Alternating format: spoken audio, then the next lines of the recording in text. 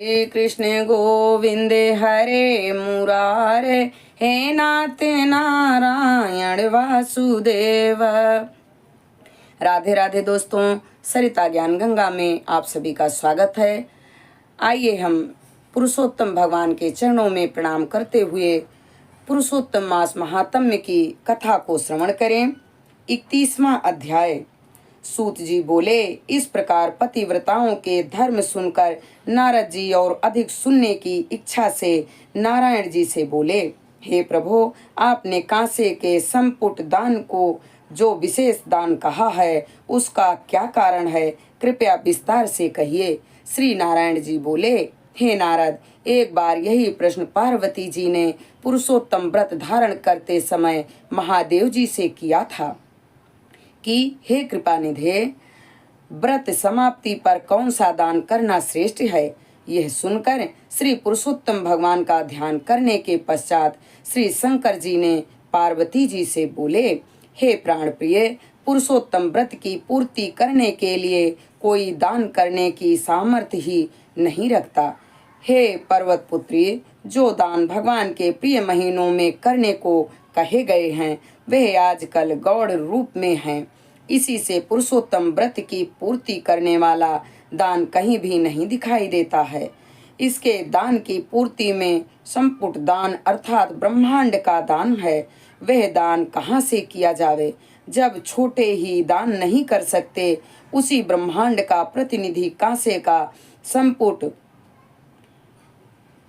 बनावे, उसमें 30 मालपुए रखकर संपुट कर सूत से लपेटे तथा ब्राह्मण पूजन कर उसे व्रत पूर्ति के लिए प्रसन्नता से दान करे। अगर शक्ति हो तो इस प्रकार के 30 संपुट वेद पाठी विद्वान ब्राह्मणों को दान करे। इस प्रकार पार्वती जी महादेव जी के वचन सुनकर अत्यंत प्रसन्न हुई और 30 ब्राह्मणों को 30 संपुट प्रसन्नता पूर्वक दान किए।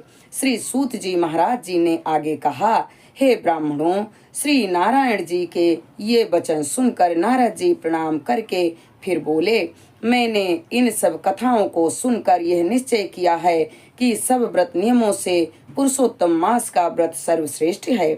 इसके महात्म्य मात्र सुनने से ही मनुष्य सब पापों से मुक्त हो जाता है।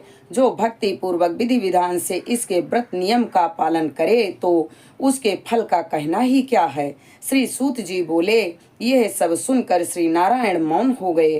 तब श्री नारद जी ने उन्हें प्रणाम किया। जो मनुष्य भारत वर्ष में जन्म पाकर भी इस श्रेष्ठ पुरुषोत्तम मास महात्म्य को नहीं सुनते तथा इसमें वर्णित कर्म नहीं करते, वे नराधम हैं। वे दुर्भागी बार बार जन्म मरण के चक्कर में पड़कर धन पुत्र मित्र तथा स्त्री के दुख को पाते हैं। वे ही मनुष्य धन्य हैं जो भगवान के इस मास का व्रत करते हैं। इंद्र दुम्न सतदुम्न अयवनाश्च तथा भागीरथ आदि राजा भी पुरुषोत्तम भगवान की आराधना करके उनकी शरण पा गए। श्री सूत जी महाराज ने आगे कहा, ऋषियों, यह पुरुषोत्तम मास महात्म्य सुनने से श्री गंगा जी के समान फल प्राप्त होता है। पूरी पृथ्वी परिक्रमा करने का पुण्य इसके सादर सुनने वालों को प्राप्त हो जाता है। ब्राह्मण सुनकर ब्रह्म तेज, क्षत्रिय राज्य सुख, वैश्य धन और शूद्र श्रेष्ठता तथा अन्य किरात हुणु आदि मनोविलासित वस्तु प्राप्त करते हैं। इस पुरुषोत्तम मास महात्म्य की प्राप्ति को वस्त्राभूषण के साथ विधि पूर्वक ब्राह्मण को जो दान करता है वह अपने 3 कुलों के साथ गोपालों से सेवित देव दुर्लभ गोलोक को प्राप्त कर लेता है।